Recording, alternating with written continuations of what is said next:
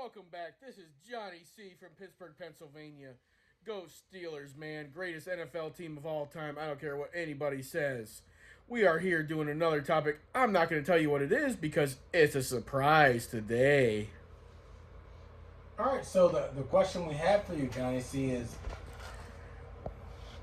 was WCW really that bad?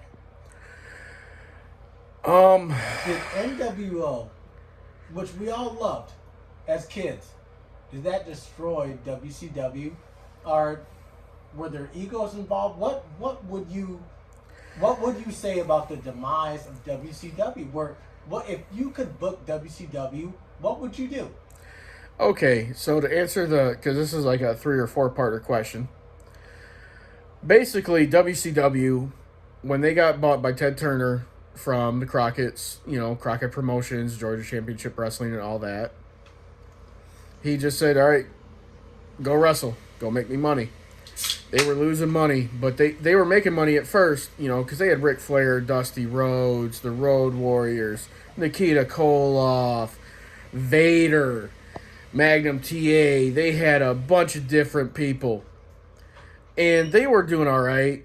And then they went through a bunch of bookers. They had Ole Anderson, who didn't care about the young talent. Kevin. They had Bill Watts, who was okay, but he was still in the old school mindset, everything needed to change. So they were a decent company, but they didn't really start getting traction and making money until WCW, or until Eric Bischoff. Now, Eric Bischoff actually stole the NWO storyline. For all you fans that don't know this, they stole it from New Japan. And Dean Malenko actually said this on the Life and Death of WCW DVD. It was a storyline in New Japan. But Eric would never tell you that he stole it because, if you steal something in the wrestling business, it's just kind of commonplace. It happens all the time. People steal moves, everything else. The NWO storyline was great at first. But then after a couple years, the thing is, when you have a strong heel set or heel faction and they're beating people up and everything, eventually they have to lose. But if you beat everybody in the company, ain't nobody can touch you. The Four Horsemen, they were a great heel faction, heel stable. But guess what? They still got beat at times. And it may have been like a wimpy way to go out to where they got beat, but they still came out looking strong. The NWO was a great storyline at first, but storylines should not run for 3 or 4 years. I'm sorry, I don't care how good the storyline is, it should not run for that long. A storyline at most should run for 6 to 8 months, not even a year. Well, what do you say to the fans that will say that the Shield ran for a while with the same storyline? The Shield is a lot different because it was a different era, and there's a lot different talent, and there's a lot different people that they could go up against. And the Shield ended up branching out anyways, where Dean Ambrose went for the U.S. title, and Roman Reigns and Seth Rollins went for the tag team titles. With the NWO, you only had really the World Heavyweight title and the tag team titles, to where there's only 3 people that held it, and that's really what it should have been. It should have just been Scott Hall, Kevin Nash, and Hulk Hogan. It should have never been like 50 freaking people. The Shield, it was meant to be a short storyline, but it became a bigger storyline to where it was something that if there's a Shield reunion, fans are going to want it. If you could have saved WCW, would you have broken up the NWO? They broke it up with the Wolfpack, and they broke it up with Hollywood Black and Silver. How would you have wrote that storyline? I would have broke it up like when they started showing that Kevin Nash and Hollywood were having problems. I would have broke it up then, and just a few members of the NWO. I would have still kept the NWO going. I would have still. That was a shitty storyline. I would have broke it up, but the NWO would have still been around, but it wouldn't have had no 50 wrestlers. I would have came up with different, because the NWO breakup could have been broken up into like 3 or 4 different programs. It could have been broke up in so many different ways and made them a lot of different money and made a lot more stars for them to where they could still be around today. But they were just focused on, we got to keep Hulk happy. We got to keep Hogan happy. We got to make sure he's making money because do you think the NWO indirectly killed WCW? Oh, yeah. They indirectly killed WCW, but there's a lot of other business decisions made by people that have no business being in the wrestling industry.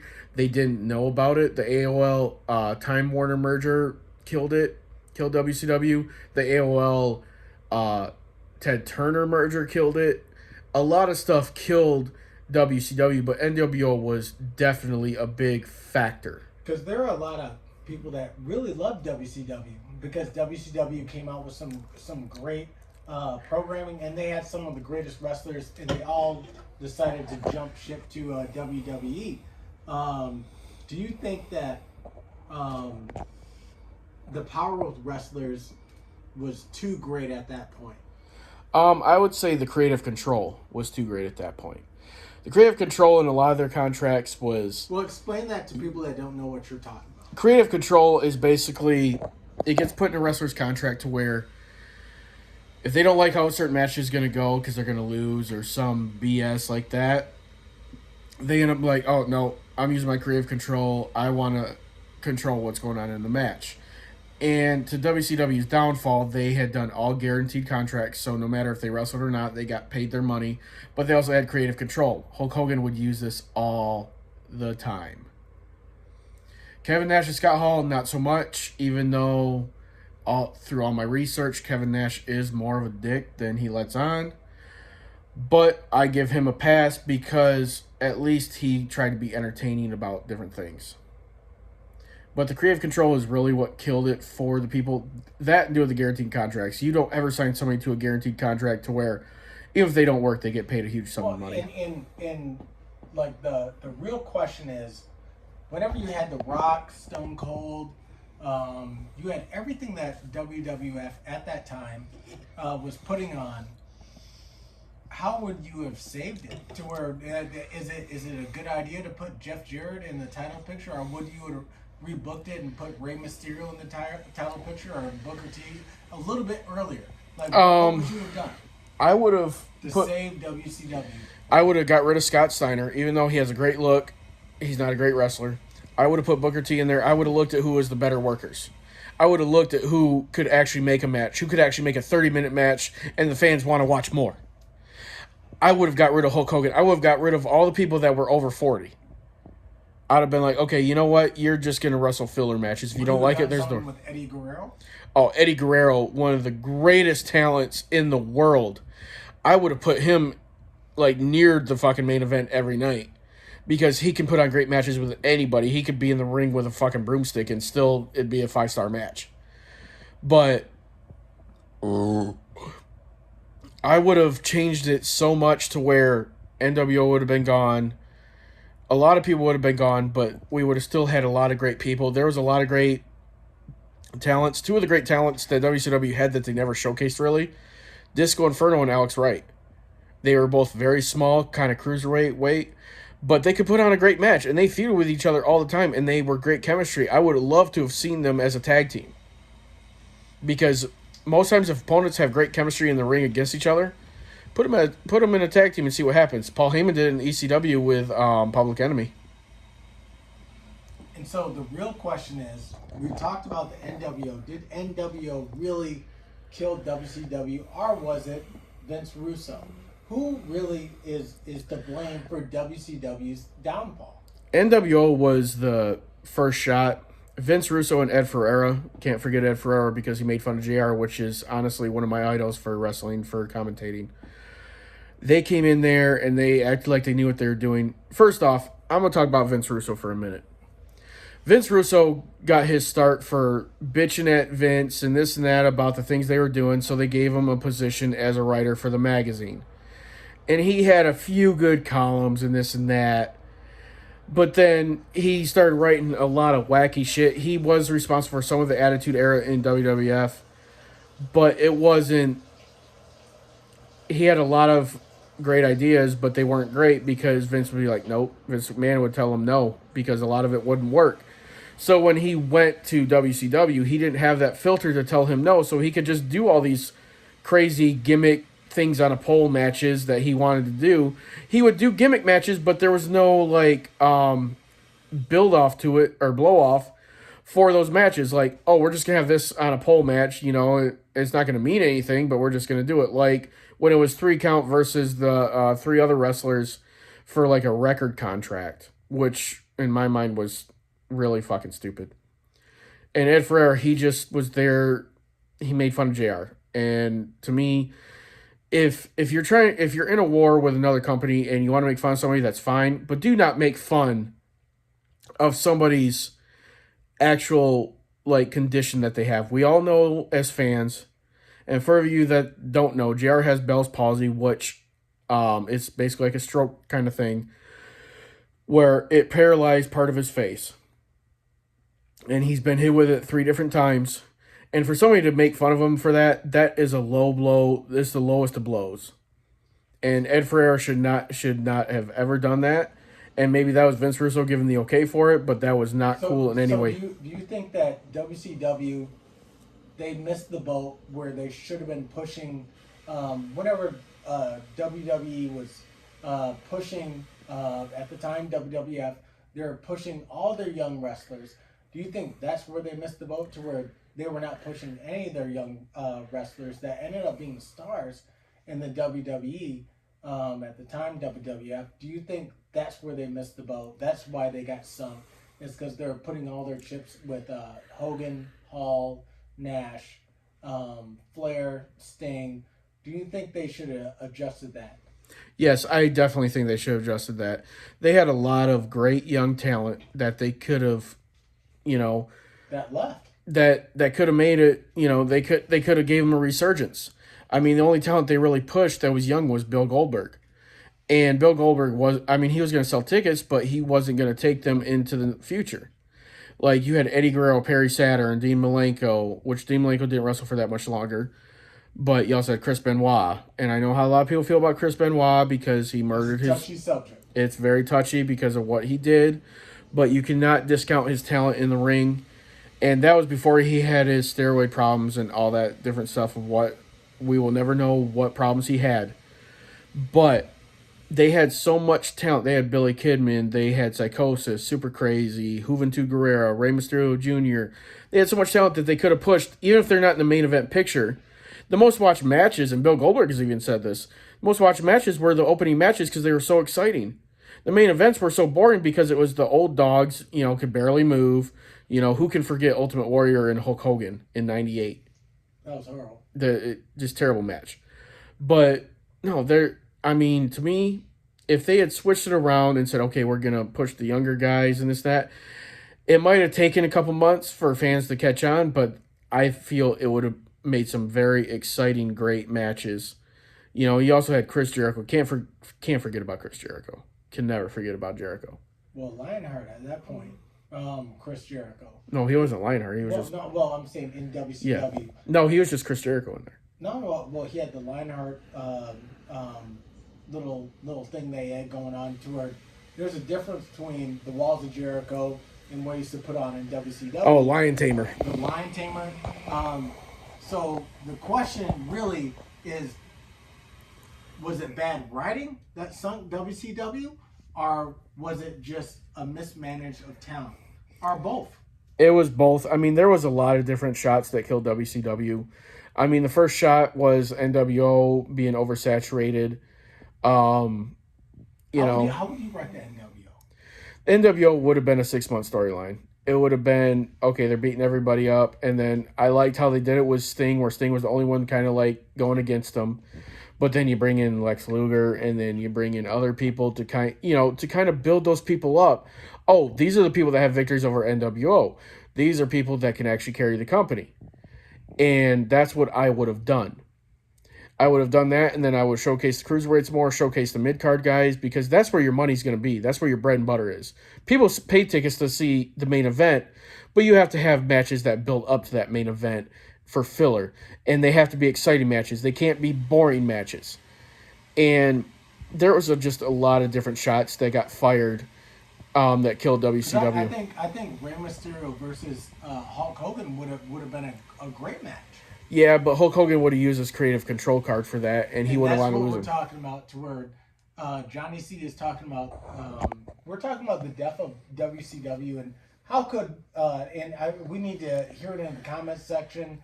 How would you have saved WCW? Johnny C's given his opinion. I think the biggest problem that WCW had was hiring Vince Russo. I agree with Johnny C on that. Just because we got a lot of bullshit.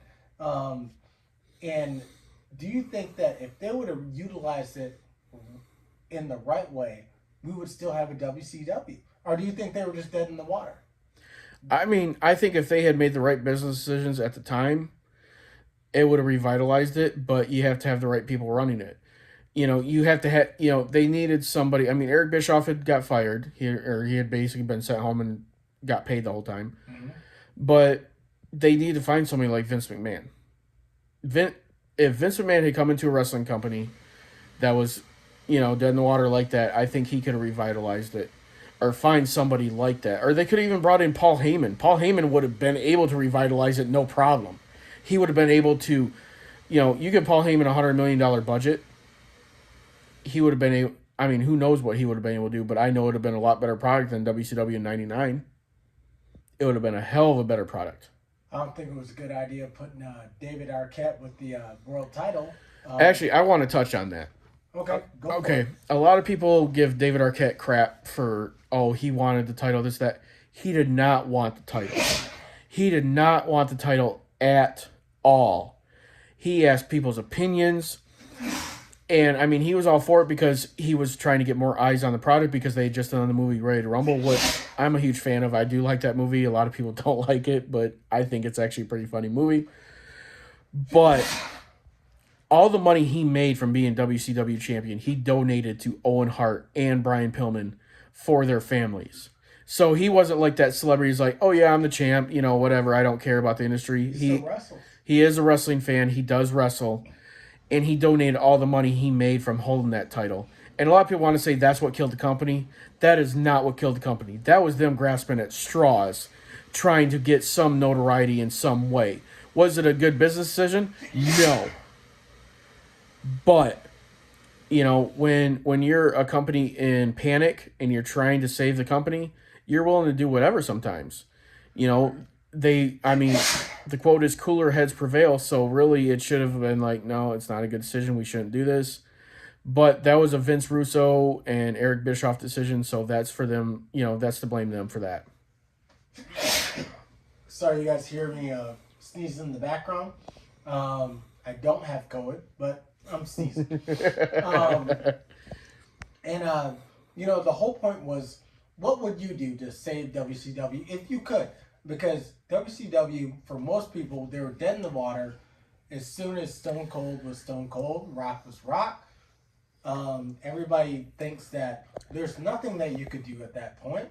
I think that you could have pushed Booker T a little bit more earlier, Rey Mysterio a little bit earlier. Oh, another thing, should have never unmasked Rey Mysterio and Juventud Guerrero. That was stupid business move too, because it didn't really help anything. So you think that it's the writing that it was the writing, most definitely, because you got to remember from like 98 to 2001, it was Vince Russo's writing, and his writing was stupid. When he came out and cut a promo,